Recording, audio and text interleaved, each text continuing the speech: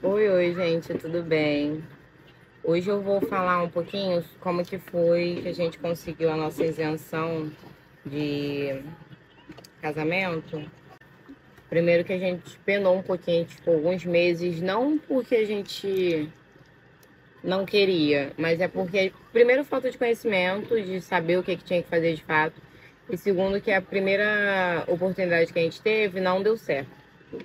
Então, eu vou contar pra vocês como é que foi, porque aí quem tem dúvida e quiser fazer já sabe que funciona mais ou menos dessa forma. Quando a gente decidiu casar, a gente estava procurando locais que fazia isenção.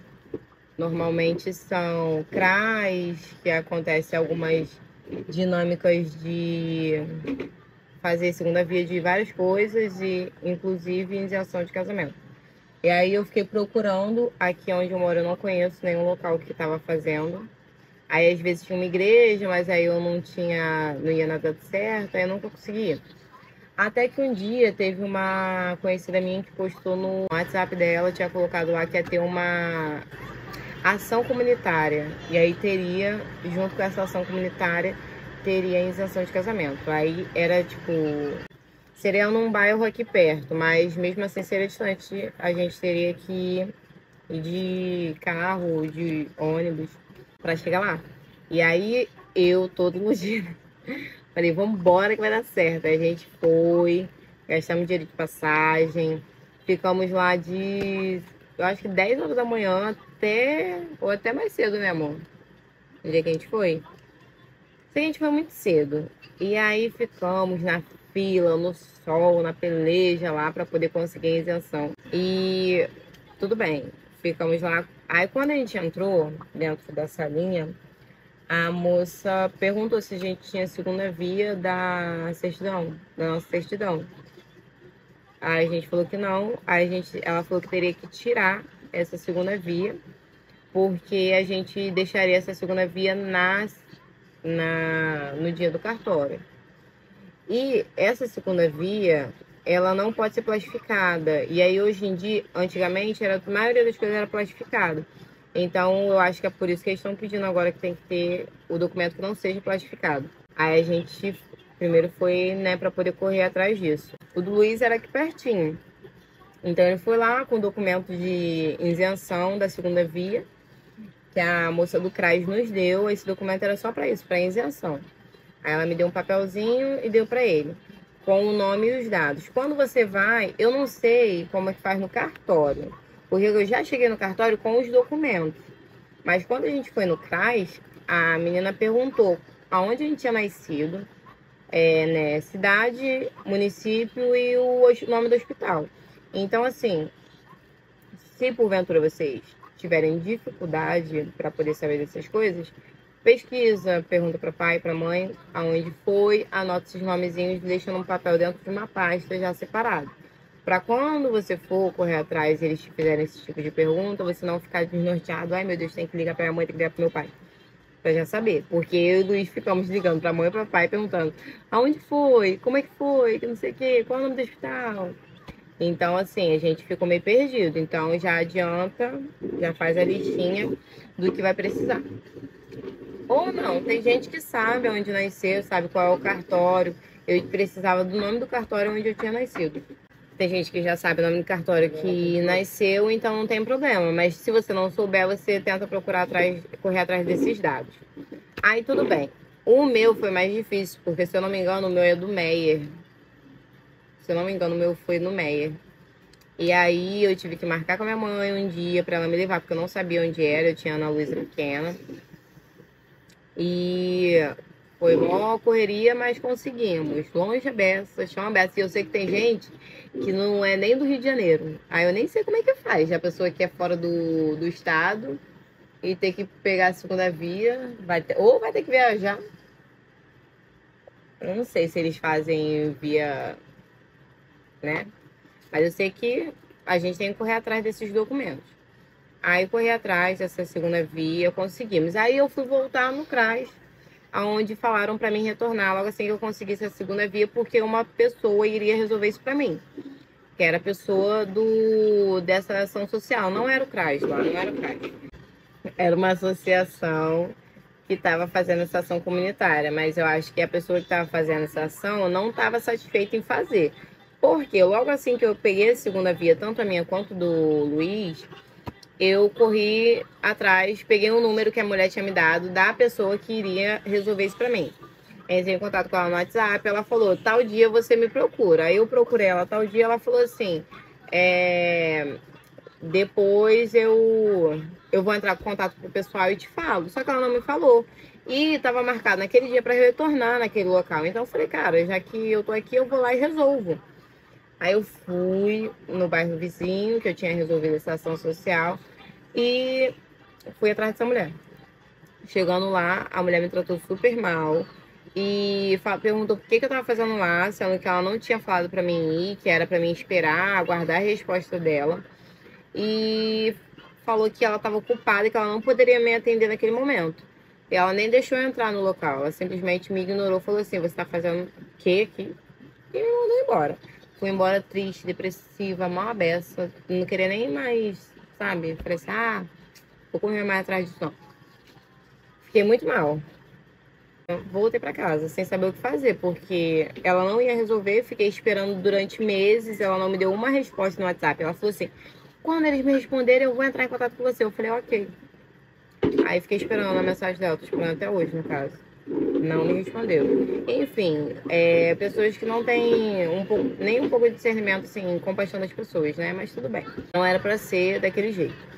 Eu não sei se é todo cartório que faz isso ou se tem cartório específico, mas eu sei que aonde eu moro tinha 2 cartórios. Um em Jardim Primavera, que me falaram que fazia, e um em Santa Cruz da Serra.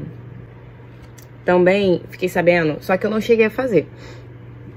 Mas eu fiquei sabendo que tem um ônibus itinerário, que ele fica todo dia tal, lá na prefeitura de Duque de Caxias, bem lá no miolo da prefeitura mesmo. Só que é uma burocracia, o pessoal falou que tem que enfrentar uma fila, tem que ir de madrugada. E você vai e volta porque você não sabe os documentos que você precisa, aí acaba que você vai mais vezes do que o necessário. Enfim, a falta de informação acaba que prejudica a gente um pouco. Eu não queria ficar indo e voltando num lugar pra acordar às 5 horas da manhã, voltar, resolver de novo, até resolver de fato. E aí eu meio que desanimei do ônibus itinerário. Mas o ônibus itinerário é uma boa pra quem quer resolver, porque ele agiliza um processo e ele é um cartório, né, que não é fixo. Ele tá sempre em vários lugares e num dia específico da semana ele tá lá na prefeitura de Duque de Caxias. Eu achei isso super legal. Só que eu não fui, eu fui no cartório de Santa Cruz. E aí chegando lá no cartório de Santa Cruz, eu já tava com os documentos separados, que eu achava que necessitaria, né? Comprovante de residências, identidade CPF, carteira de trabalho, tanto meu quanto dele. Certidão meu, do Luiz, dos meus filhos. Tudo, levei tudo que precisava e que não precisava. Porque eu falei, se não precisar, deixa aqui, mas se precisar já tá lá. E aí fiz tudo. Tem que ter o comprovante no seu nome e no nome dele. Mas a gente mora junto. É bom vocês procurar um comprovante de cada nome, porque como você tá casando, naturalmente entende que vocês moram separados e vai se unir. Então tem que ser um comprovante de cada um. De todos os documentos tem que ser um comprovante de cada um e não um comprovante de um só. Mas eu não trabalho, mas leva a carteira de trabalho do mesmo jeito. E aí, todos esses documentos você precisa de xerox. E as xerox são de várias coisas. Eu gastei mais de R$20 de xerox. Por quê? Da carteira de trabalho, tira de várias folhas, não é de uma folha só. É de várias folhas daquele documento, vai tirar xerox. E os outros documentos demais. Então, assim, tira um dia para poder tirar uma xerox de todos os documentos, um dinheiro também bom, e vai com esses documentos já com a xerox pronta.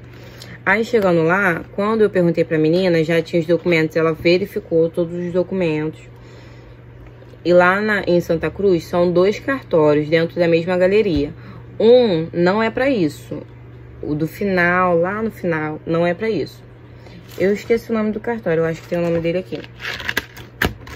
E o da frente é pra isso, mas é só perguntar, olha, eu quero fazer a iniciação de casamento, qual é o cartório? Aí eles vão te falar. Aqui, ó, são o papel dos documentos que necessita pra poder fazer a inscrição, né, do casamento.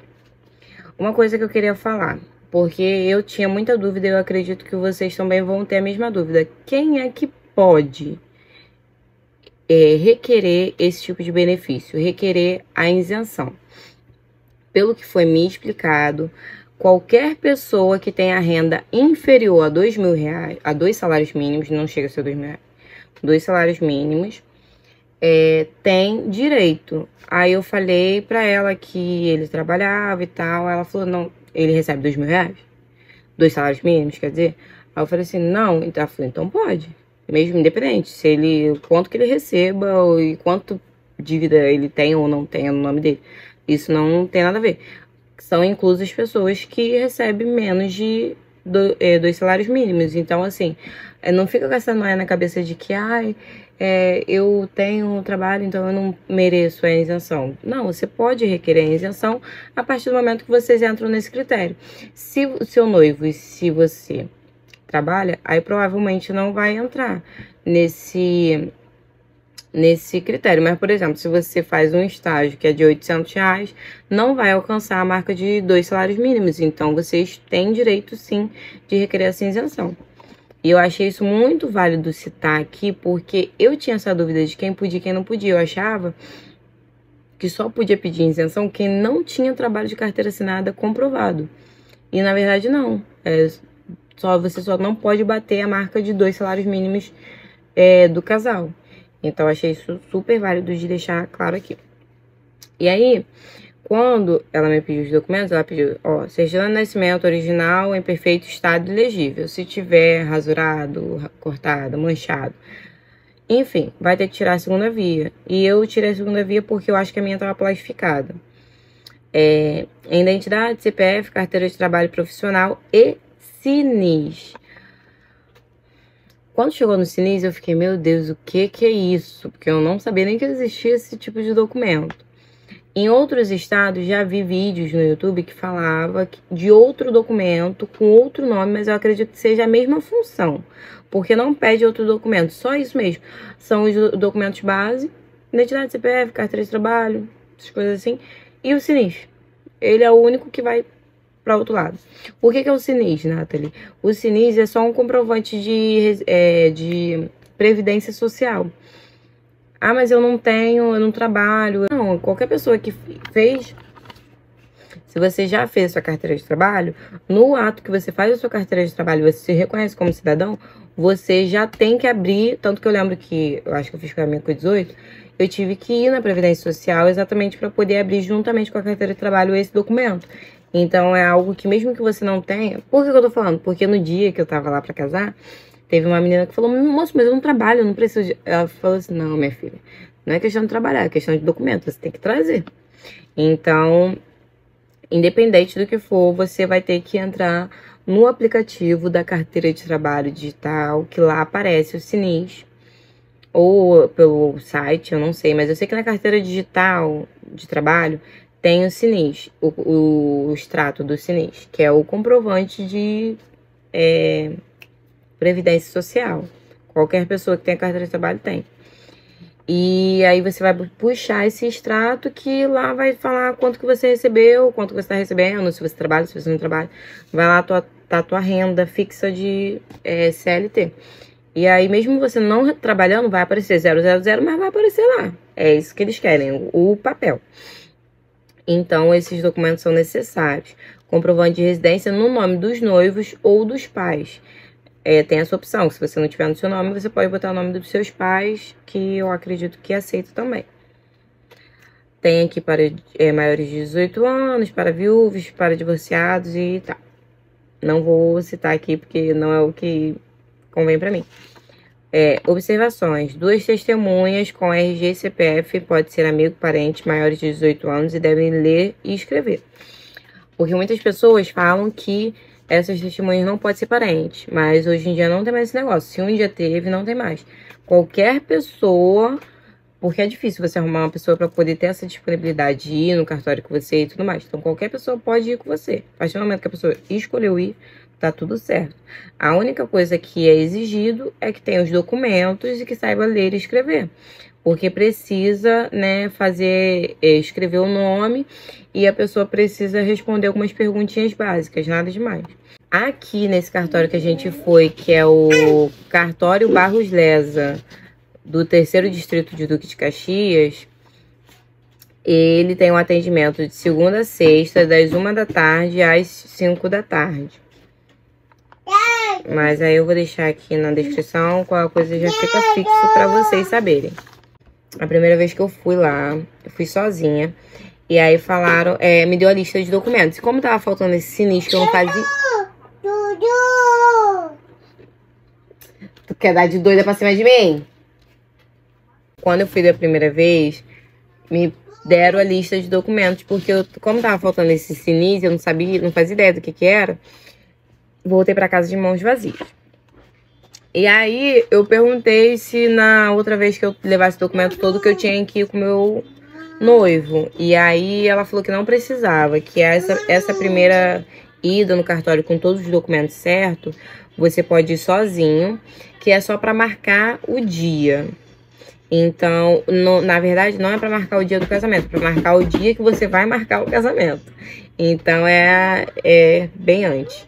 Aí ela falou que eu poderia ir, só com os documentos direitinho e conseguia. Aí eu fui, voltei nesse segundo dia, com os documentos já certinho, com o sinistro e tal. E aí lá ela verificou todos os documentos, estava certinho, estava faltando xerox, se não estava.